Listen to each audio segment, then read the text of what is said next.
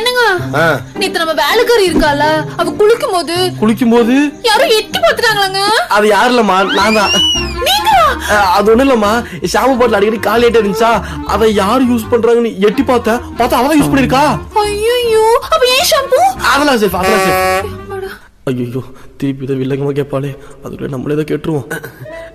தங்கம், நம்ம 2 பேரும் ரொம்ப ஹாப்பியா இருக்கோம்ல, திடீர்னு செத்து போயிட்டா நீ என்ன பண்ணுவ? அப்படி சொல்ல கூடாதுங்க.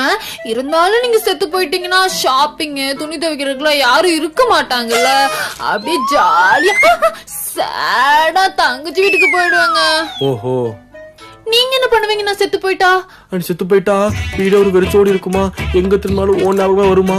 அதனால நானும் திங்ஸ் துணி எல்லாம் பேக் பண்ணிட்டு அம்மா வீட்டுக்கு போயிடுவீங்களாங்க? அம்மா வீட்டுல போக மாட்டேன், உன் தங்கச்சி வீட்டுக்கு போயிடுவேன்.